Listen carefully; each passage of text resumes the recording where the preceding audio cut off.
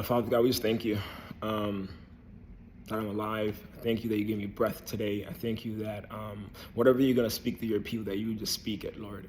I'm but a doorway. That's it, Lord. And I know you're going to move. In Jesus' name I pray, amen. So this word right here, it's called champion, run your course, right? And the verse we're going to read is Psalms 19, verse 5. Right, and it says, "It is like a bridegroom coming out of his chamber, like a champion rejoicing to run its race." Um, the reason why I love this verse is because I feel like this is what happened to me on October 30th, right? I went from somebody who was smoking 6, 7, 8, 9 blunts a day, with somebody who was prescribed Adderall, right? Popping Adderall like literally like 3 times a day sometimes, right? Somebody else addicted to watching pornography. Somebody that was just living for himself, ego, pride, right? Anything I put my hands to would fall apart, right? But I had a heart that loved God. Maybe a lot of y'all can relate to this, right? But it's like I had tried to live my life right for so long, and I was tired of just backsliding. And I remember like back in like 2019, maybe 2018, 2019, I was like, God, like I am tired of being a hypocrite. And I said to God, like, listen, I'm not giving up on you, but I'm just gonna put us on hold, right? Because I'm just tired of trying and trying and trying and like not being able to like break these things off of me. I'm tired of one day being clean and pure and then the next day I'm back watching that filthy stuff. I'm tired of feeling guilty and shameful. And I'm wise enough to know if I just pretend it's not a big deal, that's gonna land me in even more trouble than not feeling the guilt and the shame when I watch that stuff, smoke, whatever it is, right? So I remember like I told God, I'm gonna put you on hold. I'm just being honest with y'all. Like God, just don't forget me. Don't let me like stray too far. But I'm gonna put you on hold because I just can't do this anymore. And I'm tired of like talking out two sides of my mouth. I'm tired of being a hypocrite. I'm tired of like pretending I'm like this holy person only to like low key long for what the world is doing, right? But here's the thing, with a lifestyle like that comes a lot of chaos, you being unsteady, you hurting a lot of people, and you hurting yourself. And I remember like I had really destroyed my life. You know what I mean? I had really like robbed myself of a lot of things that I worked really hard to attain. And I remember it was October 30th, 2022, and I remember not really having anything at this point. I really didn't have anything. Most of the things I had was getting stripped from me very quickly. And I remember I threw my hands up that day and I said, God, I'm a poor leader of my life and I need you to take control. And I was depressed, and it was a day before Halloween, and I just went to sleep after that. Like it was such a dire day. I just remember like it was like the lowest I've ever been. And I remember I woke up though to this.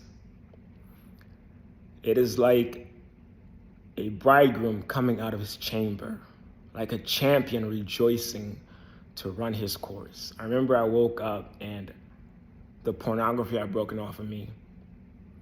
I had no desire to smoke weed. God was trying to tell me like, yo, your name is God is gracious, right? You're a king. You're a king, Johnny. You're a king. And I need you to act like it. I need you to get out of the pig's pen. I need you to stop being what they called you. Right? I need you to like go find out what I called you, Johnny, because there's some great things in here that I've called you. And once you find out what I call you, Johnny, and you drown yourself in that, it is like a bridegroom coming out of his chamber, like a champion rejoicing to run his course. And so now I live my life, Since then, I've never gone, like, I haven't gone back. I don't even like long to watch that stuff anymore.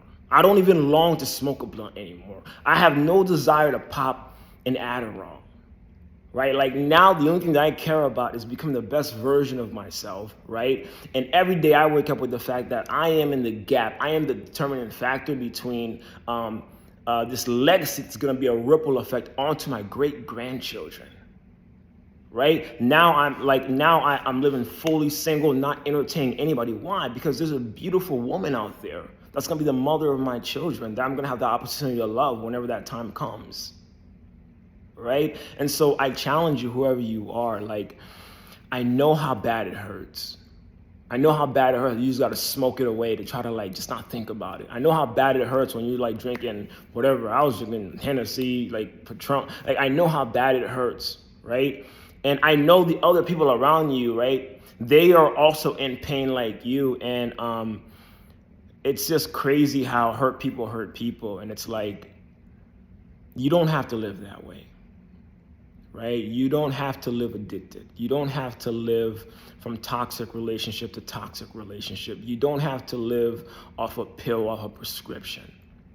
Find out your name. When you find out your name in Psalms 8, Psalms 139, like, it's just glorious, you know? And then when you align your life with the plan that God has for you, he provides the resources, the ideas, the support system. All right. And so I hope this is an encouraging word to you guys. And what I know is like God doesn't really show favoritism. He'll show favor, right? But like he doesn't show favoritism. So if he told me there's a crown on my head and that I'm a king, I know for a fact that's the same thing he has for you because he made you the same way he made me. Right. And so hopefully you're encouraged by this. Johnny out.